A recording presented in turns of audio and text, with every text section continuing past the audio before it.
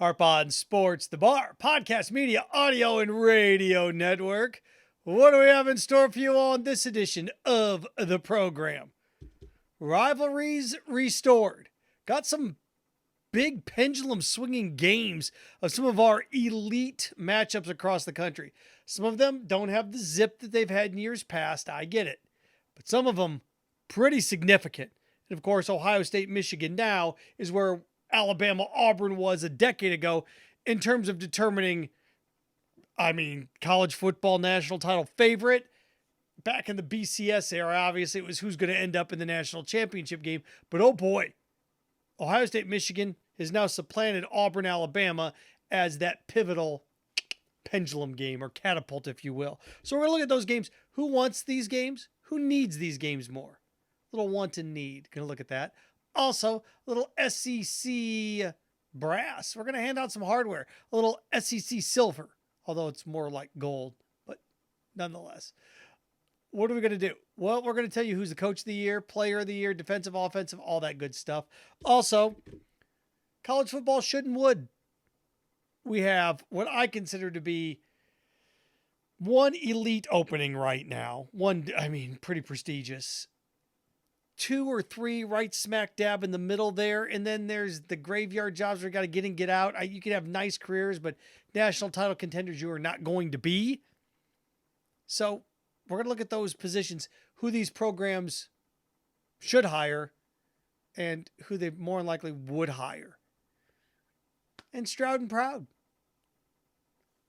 This weekend, the game of the week in the NFL is going to be the Texans hosting the Jaguars.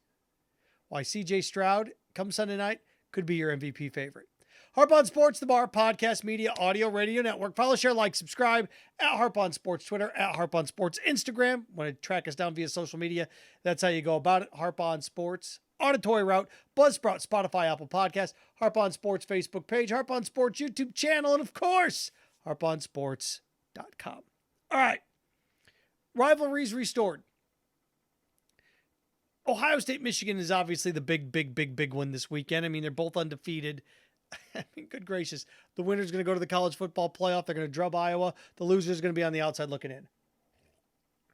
Unfortunate. That'll change next year. What'll be interesting next year, depending on how the schedule lays itself out, do you realize in the Big Ten, these two could play each other and then turn right back around and play each other again? That's what we have to look forward to. Now, that's going to be one of those realignment of the conferences focus. It could happen with Auburn and Alabama too in the SEC. What's that going to mean for college football? But neither here nor there. Different podcast, different show for that. Wanted to go through and look at these. Who wants this game more? Who needs this game more? Two different things, right?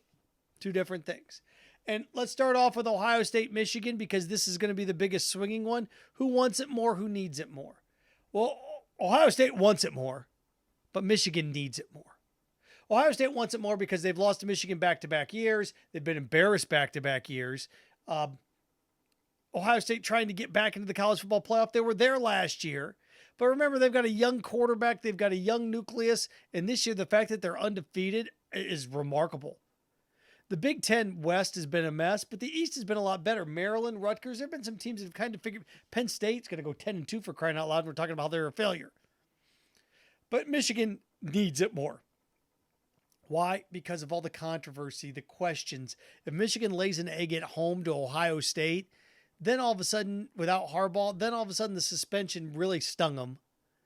And you look at their accomplishments and say, okay, well, what did they accomplish without sign stealing? Now, albeit for me, far be it for me, I don't know if they're still doing it or what they're doing, but if they beat Ohio State at home with all the binoculars and the eyes of the world, eagle eyes on them, then it's probably legit. It's probably legit. Who needs it? Who wants it more? Ohio State wants it more. Michigan needs it more. Florida State, Florida. Well, Florida State both wants and needs it more. Florida'd like to have it. They'd like to go bowling. Billy Napier in his second year. Top 5 recruiting class coming in. But Florida State, back in the saddle, has a chance to compete for a national championship for the first time in a decade. Can get back to the college football playoff. Mike Norvell, this rebuild that he put together there has been impressive. Jordan Travis being out. Now you got Rodemaker in there as the backup. I mean, everything lines itself up for a Florida State-Louisville ACC championship game next week. But Florida State's got to get by their rival first. Want and need. Florida State with a loss, then, okay, Florida State, if they drop this game to Florida and lose to Louisville, they didn't win anything this year.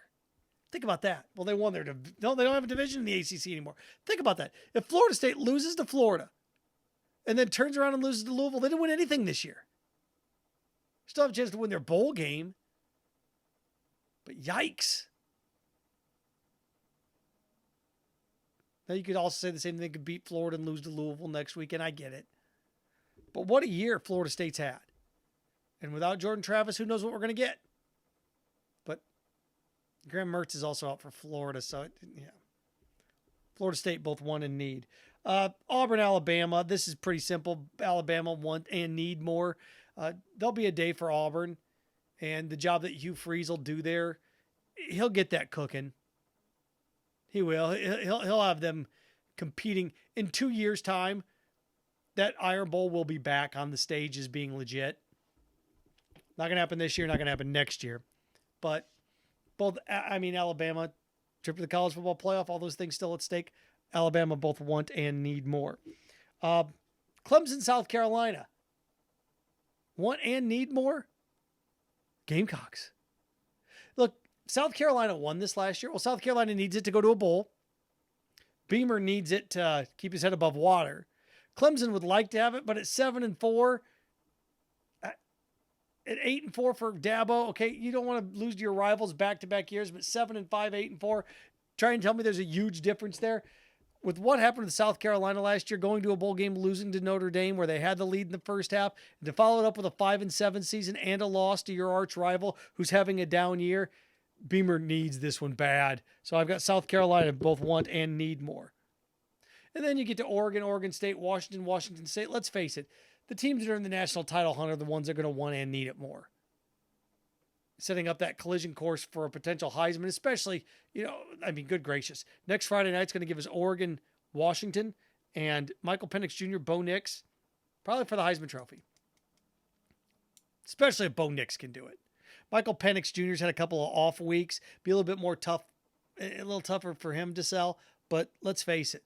Bo Nix puts together a big performance this weekend. It'll be his Heisman to lose against Washington next week.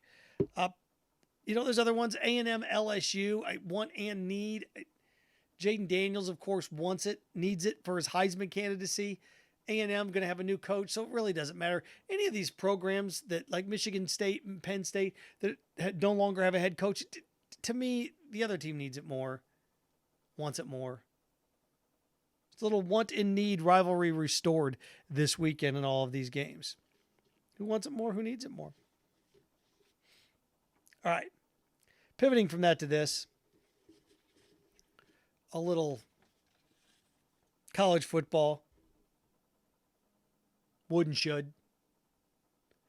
In terms of coaching candidates, these programs, who they should hire, who I think they would hire if they were hiring today based on the candidacies. And let's start off first with just Texas A&M. Who they would hire, who they should hire. To me, they should hire Lane Kiffin. Lane Kiffin is going to win double-digit games at Ole Miss 2 out of the last 3 seasons. 2 different quarterbacks. Now, yeah, they got drilled by Georgia, and they lost to Alabama. They're going to lose to the top 2 teams in this conference when it's all said and done. And the fact that he has a double-digit win season under his belt, again. Now, going to a major bowl game, probably not. Mizzou is going to be right in there as well. Ole Miss probably going to end up, the Citrus Bowl, something like that. But I look at the season that they had, and if they do go to a major bowl game, the fact that he's done that 2 out of 3 years at Ole Miss, you give him big donor paychecks with 2 commas in it instead of 1 to go after things, facilities that have 2 commas in it instead of 1. a recruiting budget that's got multiple commas in it. Texas A&M with that type of money, look what he's doing at Ole Miss. You're basically going to double his revenue to go after things recruiting-wise. Oh, my. Sarkisian Kiffin. Now, what do I think they're going to do? I don't think they're going to end up hiring him. Everything points to Jeff Traylor at Texas San Antonio right now. I've got him for a different job down the path. I actually have him taking Lane Kiffin's job should Lane Kiffin leave and take the A&M job. Should, would, could. Who should A&M hire? Should hire Lane Kiffin. Ole Miss should hire Jeff Traylor from Texas San Antonio. He can recruit the state of Texas, had success, and he's inheriting a bunch of talent. And he's a good football coach. At Mississippi State, who they should hire, John Sumrall from Troy. Chance at a double-digit win season. Done a nice job there. Been there a couple years. He was an assistant coach at Mississippi, at Ole Miss. So you could also talk him into Ole Miss too. But for me, John Sumrall, he knows the state. He's recruited the state. He's right next door in Alabama. Sliding him in there seems to make sense. I like guys that have run programs before, and John Sumrall's done that. Michigan State, Jason Candle, they should hire, the head football coach at Toledo. Dude's going to end up probably 11-1. He's been there, 5 or 6 years now? He's done a nice job. He's done a nice job at Toledo. And he's kind of looking for that next gig. He's familiar with recruiting the state of Michigan, having been right at Toledo and in Ohio in that pocket. He's a good, solid head football coach. It's what Michigan State needs. You go back and look at what Michigan State's done over the years, at least over the last few years. Mel Tucker, when they hired Mark D'Antonio, where'd they hire him from? Yeah. They hired him from where? Louisville, Cincinnati. They hired a guy that had head coaching experience. I said Louisville, Cincinnati. They hired a guy that had head coaching experience. You take a guy that's been a head coach and you slide him into a peg where, okay, he's had head coaching experience. He's had success. Okay, now what? Now what? What's next? Boom. Start checking these boxes. Jason Candle to Michigan State could be what D'Antonio was to Michigan State. And there's other jobs out there too. Like Boise State, I've got Brian Harsin coming back. It's who they should hire. And Syracuse, a guy like Jamie Chaldwell from Liberty. That's the route they should go. A school like Syracuse, trying to find a head coach is tough. But again, I'm a big fan. If I'm a Power 5 school, hiring coordinators are nice, but I want to hire somebody that's run something before. Been in charge. So A&M should hire Lane Kiffin. Michigan State should hire Jason Candle. Mississippi State should hire John Sumrall. Jeff Traylor to Mississippi should Lane Kiffin leave.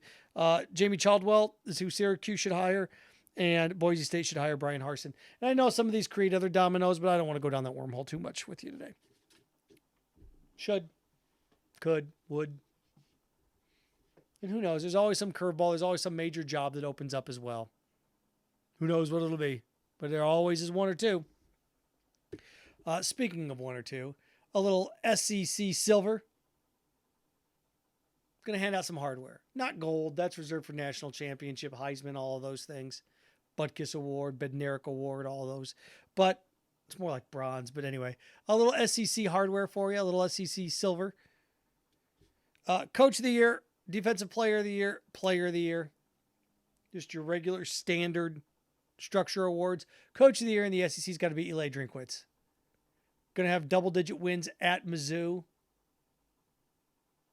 And, it's competitive against Georgia. He was competitive against Georgia. LSU played well, just fell apart on him late. Hung on to beat Florida. But this is a guy that's going to win double-digit games. He's done a nice job. I'm surprised you don't hear his name being thrown around a little bit more, but there's no real major jobs. You could maybe talk me Eli Drinkwitz going up and maybe taking over Michigan State. But this is a guy that was at Appalachian State. If he goes anywhere, would you leave? You wouldn't leave Missouri to go to Duke. Maybe Missouri to go to North Carolina when Mac Brown retires, but Eli Drinkwitz. He's coach of the year in the SEC. Also make a case for the job that Nick Saban's done, the job that Kirby Smart's done, but it's Eli Drinkwitz. Defensive player of the year, there's one of two guys I'm torn on. Dallas Turner and Nate Watson. Nate Watson kind of gets lost in the shuffle a little bit because he's at Mississippi State. But that's a Butkus Award finalist at Mississippi State. Defensive player of the year. But can you be defensive player of the year if your team doesn't do anything? You know what I mean? And Josh Allen won a couple years ago at Kentucky, so the answer, yeah. Dallas Turner or Nate Watson, either of them I'm okay with. Nate Watson's the better defensive player, but Dallas Turner's probably going to win it. Offensive player of the year is Jaden Daniels. I don't even know I don't even know who'd be second in this discussion. I really don't. Carson Beck probably. I don't even know who else you'd even bring up. But that's a little SEC silver. Eli Drinkwitz, coach of the year, offensive player of the year. Jaden Daniels, defensive player of the year. Probably Dallas Turner, but Nate Watson's the better defender, just on a much worse team. And then you could go through this and do it in every conference, right? If you're doing this in the ACC, Jeff Brom, you'd have to win, right? I mean, Jeff Brom would be coach of the year. Jordan Travis would be offensive player of the year. Defensive player of the year. No idea. The Big Ten, coach of the year would be who in the Big Ten? It's a great question. Not going to be Harbaugh. Who would be coach of the year in the Big Ten? Guy at Northwestern? And the dude's going to go to a bowl game. It'd be him at Northwestern, inheriting that mess. Pat Fitzgerald left, and to go to a bowl game, win 6 games in your first year. Offensive player of the year would be Marvin Harrison Jr. I don't even know how that wouldn't even be a debate. What would be interesting is to see who the offensive player of the year in the Pac-12 would be. Because it's going to be Bo Nix or Michael Penix Jr. Could you imagine Michael Penix Jr. not winning anything? We may be heading down that path this year. Bo Nix claiming all the hardware. All right, one to wrap with this. A little Stroud and Proud. You know, going into this weekend, trying to figure out which game would be the game of the week in the NFL. And, you know, we had Thanksgiving triple header, which, you know, not real competitive, was it? So I look around heading into the weekend. There's games that, like the Colts, there's some big games. The Colts and the Bucks. The Colts win. The Colts are 6-5. The Bucks lose. Then all of a sudden, you know, they're 3 games below 500, and the NFC South isn't very good. But all of a sudden, if they're 4-7, the Bucks tracking down the Saints is going to be tough. But the Falcons are 4-6. That division's a mess. 7-10 may win that division when it's all said and done. But I was looking around the rest of the league and what's at stake. You know, the Chiefs and the Raiders. Okay. Nothing really pops with the exception of the Jaguars and the Texans. The Jaguars and the Texans, that's a monumental game. It is. That's a monumental game. Inside of that division. Why? Because the Texans already have a win under their belt against them and they're 1 game back. So with a win at home, the Texans would be in first place, even though they're tied with the Jags, and hold the tiebreaker. And at this point, I look at CJ Stroud trying to figure out some MVP candidates. Myles Garrett's the one that everybody loves right now, and I get it. Because Patrick Mahomes has been good but not great. Lamar Jackson hasn't played enough and accumulated enough stats. Of course, Burrow and Allen are in never land. Dak Prescott's done a nice job. Jalen Hurts has done a nice job, but they're not, oh my God, they're the MVP right now. CJ Stroud is on pace right now for 5,000 yards passing, 30 touchdowns, and 9 picks. Is that enough? If CJ Stroud throws for 5,000 yards as a rookie, 30 touchdowns, 9 picks, and the Texans win that division, is the MVP? Is he? I don't know. You could start to make the case. I mean, Rookie of the Year's over. Unless he gets hurt. Rookie of the Year's a done deal. He's going to win that. But now we're talking about Rookie of the Year and MVP. Look where the Texans were last year. Texans were one of the worst 5 teams in the league. Now they're talking about winning the division. So that's the game of the week. There's other ones out there too. You know, you got the Browns and the AFC is just a complete jumble right now. What's it? The Browns and the Broncos. That's back there 4 through 7 or 5 through 7, 5 through 9 in the AFC is kind of fun, kind of up for grabs. But Stroud and proud Stroud. After this weekend, CJ Stroud may just be your NFL MVP frontrunner. Harp on Sports, the Bar, podcast, media, audio, radio network. Follow, share, like, subscribe at Harp on Sports Twitter, at Harp on Sports Instagram, Harp on Sports auditory route, Buzzsprout, Spotify, Apple Podcast, Harp on Sports YouTube channel, Harp on Sports the Facebook page, and of course, harponsports.com. Hope you and yours had a happy Thanksgiving. Remember, stay clean, stay focused, stay strong. Frankenstein. Have fun with your friends.